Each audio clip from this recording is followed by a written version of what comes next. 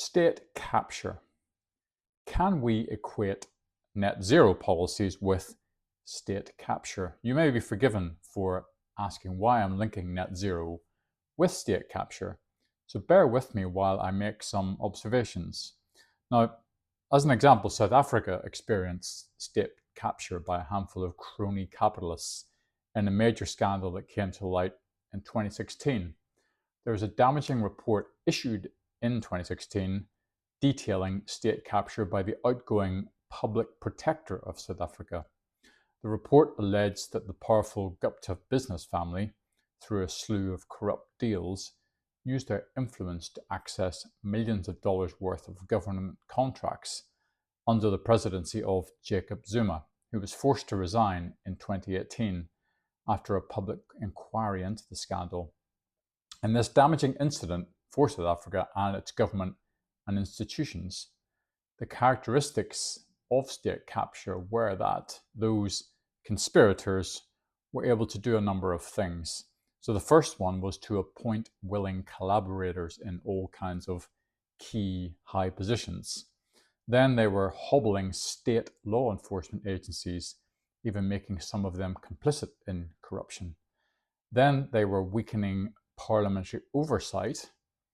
And fourthly, they were capturing parts of the independent media.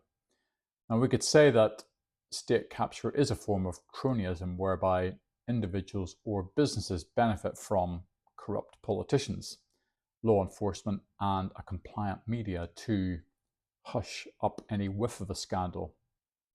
The promotion of fossil fuels in Canada is being looked upon dimly, so starting by stifling debate and discussion for the most senior levels of government would be an indication of creeping state capture. Most of the Western mainstream media is also on board with the net zero narrative too, so already the pieces are in place to ensure that conditions are ripe for state capture to develop. And next we can see this with party political funding as well. Energy tycoon Dale Vince has donated over £1.4 million to the Labour Party since 2014. And it would be hard not to see how his business interests have and will continue to develop from a cosy relationship with the government and access to ministers. It is noteworthy that he previously funded Just Stop Oil, so he's played a leading role in lobbying for net zero policies that directly benefit his renewable energy firm, Equatricity.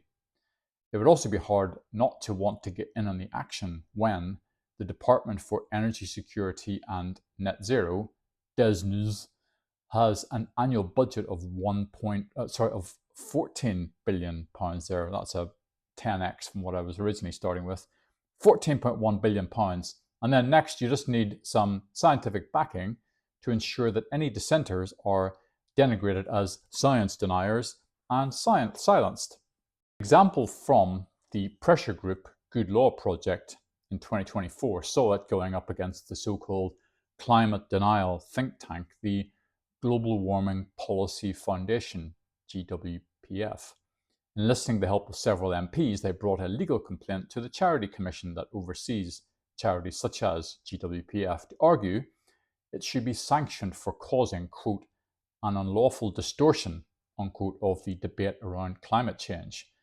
The GWPF takes a skeptical view of the so-called climate emergency, but was forced by this complaint to divest from its campaigning subsidiary.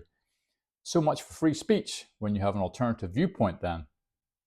So we have the characteristic of stifling of debate, which, as we saw in South Africa, was done by using the media, but in the UK, it has the helpful lawfare lapdog's Good Law Project to do that job. Next, massive budgets also help, making it hard not to have corruption and cronyism when you have, say, £14 billion to dole out as the Department for Energy Security and Net Zero has. The question is, who provides real scrutiny that this money is being spent properly? A state-owned energy company, Great British Energy, has been created to manage solar, wind and hydrogen investments. While previously the government has relied on private sector financing for large-scale projects, the Great British Energy investment firm is directly funding clean energy initiatives across the UK with a massive £8.3 billion allocated over the next 5 years. That's pretty substantial. I've never heard of an organisation getting that kind of funding. And what of conflicts of interest?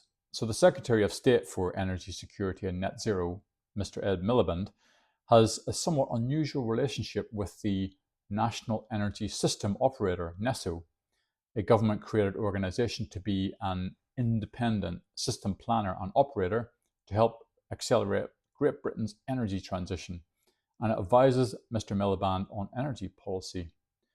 One has to ask how these vast net zero sums will be doled out in a transparent manner and without corruption. If NESO, as the company advising this net zero minister, also has the same net zero minister named as the sole person with significant control of NESO. You just have to look this up on Companies House. Lastly, a lack of transparency and consultation. Solar farms being rammed into South Yorkshire, where Miliband is an MP, for example. Farmland is being gobbled up for solar developments that are being approved without consent from locals and putting solar commercial interests up against those who want to preserve the UK's landscapes, wildlife and rural tranquility. I'd also add farmland as well that's not being productive. Net zero has none of the hallmarks of free markets, nor of democracy, when people lose the choice on how to get energy and have expensive and subsidised renewals pushing up their domestic and commercial energy bills. This is greatly to the benefit of solar, wind and hydrogen investors, with record state funding and almost no transparency or mandate from the electorate.